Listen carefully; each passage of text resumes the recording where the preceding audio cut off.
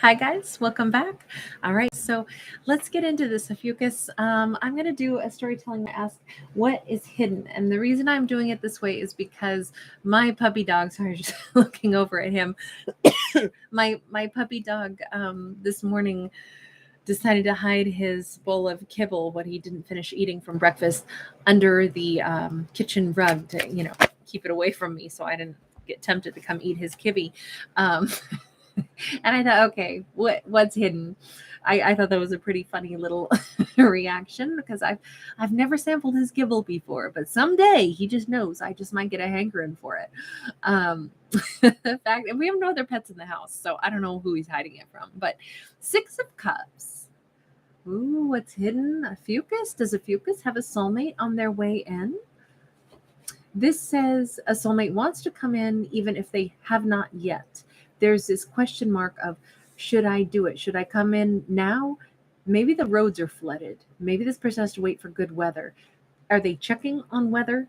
Because there's flooding all over right now. It's a very wet winter in many, many places. By the way, lots of love to everybody out there dealing with extreme weathers right now. If you're in the northern hemisphere anyway, it's pretty mucky and pretty flooded in a lot of places in the world right now. But it almost feels like someone is planning on a return just as soon as travel is possible. And that would be pretty hidden. Hi, Matt. Hi, Douglas. Thanks for being here, you guys. Wonderful to see you tonight. 9 of Swords. Oh, this character is very stressed out about this too. Is it because of the potential delays? The question mark of when can I do this thing that I want to do? I'm sorry, guys. I've got asthma, and from time to time it crops up, so I apologize. 6 of Cups, or excuse me, 6 of Wands. I've already got the 6 of Cups out. The 2 of Pentacles and the 2 of Cups. Okay, so I think this person's nervous that Ophiuchus is going to be snatched right out from underneath them. They know that they're not the only one who's got a little taste for Ophiuchus. I don't know why I want to say Capricorn. Maybe they're a Capricorn. But with this juggling act, it's like, will they know though that I'm the one, that do they have a bond to me still? They're very stressed out about this because it's like everybody wants a piece of Ophiuchus, or they feel like there's more than one contender. There's them, and then there's somebody else that might actually be closer to Ophiuchus and be able to be around Ophiuchus much more frequently. Like this person is whoever they imagine Ophiuchus might be attracting or entertaining. They may be feeling like that person has so much more access to them. They're so much closer. Here I am way across the other side of the street or the other side of the country or in another country. And does Ophiuchus, they're starting to question, does Ophiuchus have a bond to me, the kind of bond I think I have with Ophiuchus, or is it weakening because there's another contender? I feel like this character is very nervous that they're going to lose Ophiuchus to somebody else. And Ophiuchus doesn't seem to know that, because this is the part that's hidden. Here's the one thing I would question is, if they're so worried that they're going to lose Ophiuchus to someone else, have they put forth the effort, the love? Have they told Ophiuchus how they feel? Or are they just hoping that Ophiuchus is going to be, still feeling this way about them and holding space for them? Why hide emotions? Why hide the desire to come forward? Why would that part be hidden? So let's check, because that's a pretty surefire way to lose someone if you never tell them, right? 9 of Cups, King of Cups. Why are they not saying anything? Even the genie's like, I don't know. He throws up his hands and is like, your guess is as good as mine. They love thinking about this. I feel like they have this idea in their mind of how one fine day, one summery day, they're going to be in Ophiuchus's world, and Ophiuchus is going to wear a gorgeous red top off the shoulder, something a little sexy and fun and flirty, and they're going to take Ophiuchus on some awesome date out to see the sunflowers. It's like I feel like this person is a bit of a perfectionist, possibly also a bit of a romantic, but they want to express their emotions and really like they're imagining how delightful that'll be and what a great experience that'll be and how happy they could, say that they want to make a fucus. The only problem here is if they have this much love, you see their arms are way out, this big, I love you, this big. I can't say that I think this is a great plan for this character's, plan of approach. Because it feels like there's a lot of fantasy in this instead of them taking the initiative. Okay, they think all the time about the initiative, the Seven of Cups, the Fool. But when should I do it? How should I do it? When should I say it? I mean, maybe they don't want to text love you. Like, I get that. But their wish come true is to figure out how to. I feel like this person wants to do something extremely romantic, especially when it's like, well, I want to take a fucus on a hike, though, up to a beautiful lookout point, and there has to be a rainbow that day. And we're right back to saying, but then you're still waiting to take the leap. This person forever is waiting to take the leap, even though they've built this into this beautiful, perfect, fabulous thing. It's my Two of Cups. It's my soulmate. I'm coming back as soon as the weather's good.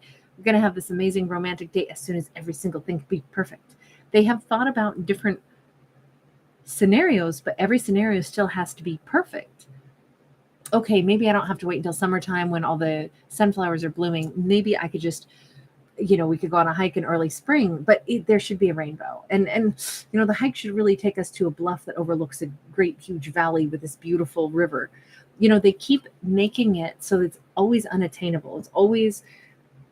It's a lot of fantasy instead of like landing the plane and just getting their emotions out. So if they have this much stress that somebody else is going to snatch up a fucus, again, I would just say, well, they're almost guaranteeing it, that they're going to lose a fucus to somebody else because they haven't yet made their move. And yet they have all this emotion and all of it is hidden. How does a fucus feel? Let's ask that, because maybe that's a really important question here. Because sometimes it doesn't matter how perfect or how much somebody wants to give. Oh boy. So we've got a Two of Cups in the reverse. We've got a Three of Swords sideways, and we got the Lovers card sideways. I have to say, because of this combo, I feel like this is somebody Ophiuchus already dealt with and has already said, no, they were a false twin flame. I mean, maybe I made peace with it, so it's not the most grievous thing I've ever gone through. There was a lot of heartbreak. There was a lot of hurt, but, I think it was just a lover's connection. I'm not even really sure why things went the way they did. So it's wild because this feels like somebody who they've kind of like swept away this part of what Ophiuchus feels about all of it, which is a pretty deep disappointment. And they've come to the conclusion that this is no kind of a twin flame. So I'm guessing that this is something where two people have separated, but this individual continues to think about Ophiuchus, and they keep thinking one fine day we're going to be back together. But they are like living in procrastination city, but they've built a fantasy in their mind about how great it's going to be when they're back with Ophiuchus, and they've kind of swept under the rug. Ophiuchus is like, what do you mean? This was a freaking disaster.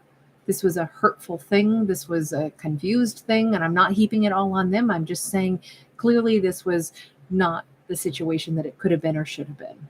So I just accepted it. Okay, two very different perspectives on this situation, huh? Okay, that's a really big discrepancy. Two of Swords. And if anything, Ophiuchus has pretty much blocked them out because they said, listen, I sat down and I thought about it. Because this is almost like a Two of Wands, even though technically this is the Two of Swords card. But it's funny how they made it look more like a Two of Wands. But I sat down and I thought about it. And I consulted with my guides. And I said, guides, if I talked to this person again, what do I think would really happen? If I didn't talk to this person again, what do I think would really happen? And it's almost like the guides said, babe, neither of those doors are even open because this person hasn't said word one. So for all intents purposes, there is no future with this person because they have not made a move. They have not tried to correct things. They have not tried to do anything yet. So thinking about what might happen when ain't nothing happening is kind of like, yeah, you're right. Scratch that. Let's put this on full block and just forget about it. I think that's the way Ophiuchus has behaved like quite a realist and said, I don't have time to live in fantasy land of what could be, what might be. Instead, I go off of what is somebody actually doing, and guess what? Crickets. I hear crickets from them. So I don't really have anything to think about what if. What if I was wrong about this? What if it could be turned around? What if they love me? What if they're coming back in? This Ophiuchus is just like, look, I don't live in the what ifs because I live in the present. And the present says they're doing jack. So I got nothing to say about this.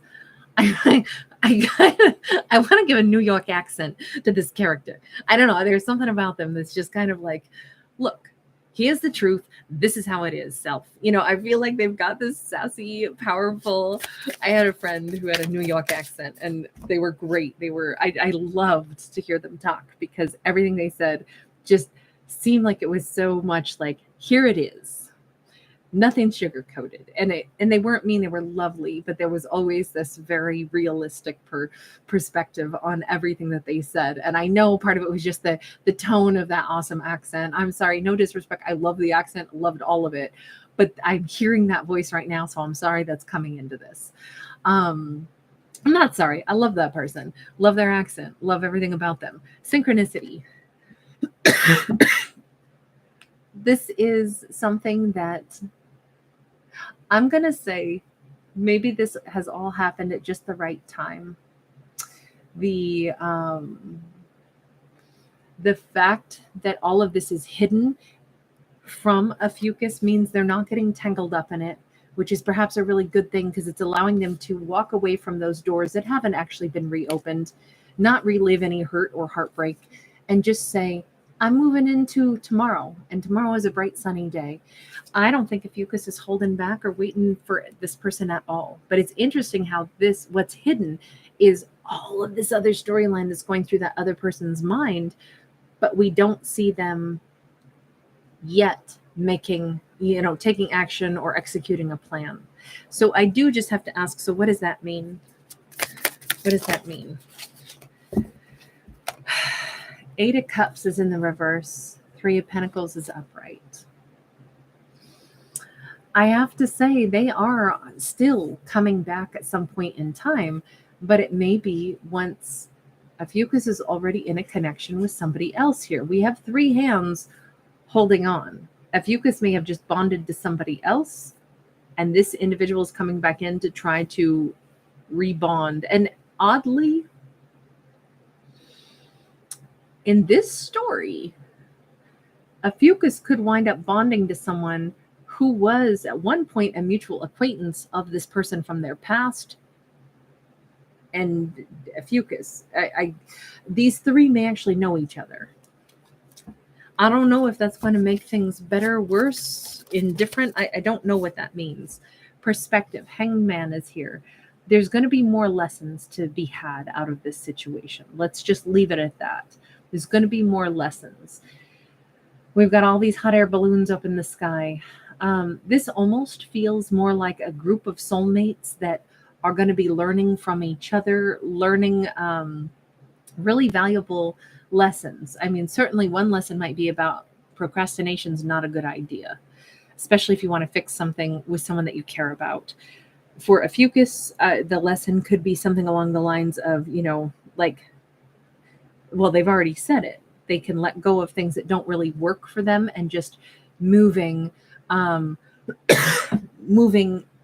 into a connection that fits them better. And it could be that sometimes the person we were in close proximity to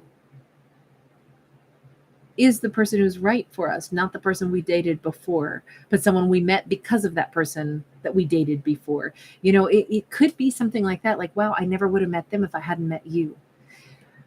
This is a little bit of a convoluted, I don't feel like it's a love triangle story per se. It's more about the lessons we learn because of the people we meet and how that can be a great bonus and a great boost in life. It is about the synchronicity, though. It is. One thing happens in order to open other doorways. One thing happens in order to move us along in life. And sometimes the things that move us along in life are our inactions and our regrets, and we learn from those. And other times, the things that move us along in life are the actions that we experience, and then we say, okay, what did I learn from it? Okay, done. Lesson learned, moving forward. I'm sorry that it doesn't look like it maybe is going to work out so good for the person who keeps procrastinating, but I think they still had a valuable lesson to pick up in all of this. So I'm not going to say that it's a big sorrow. And again, nothing is written in stone.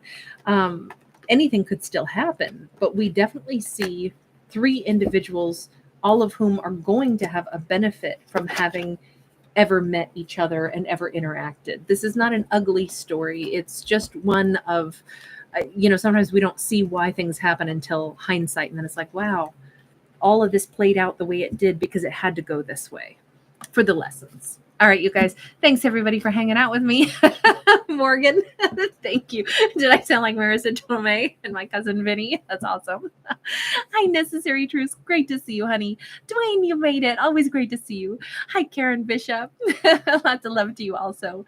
Delinda, always lovely to hear you. Thank you so much. If you guys ever didn't know, Delinda is the reason that we do the Ophiuchus reads. She said to me a long time ago, hey, will you do Ophiuchus? And I said, yes. And then I promptly forgot for like 7 months. And then she very gently and politely reminded me. And I was like, yes, oh my gosh, oh my gosh. And then I started doing them. So thank you guys. And thank you, Delinda. You're awesome, Delinda. Thank you for contributing such an awesome zodiac sign. A girl named Blue. Wonderful to see you, hun. All right, you guys, take care. Hey, Brad. All right, you guys, take care. Bye, everybody.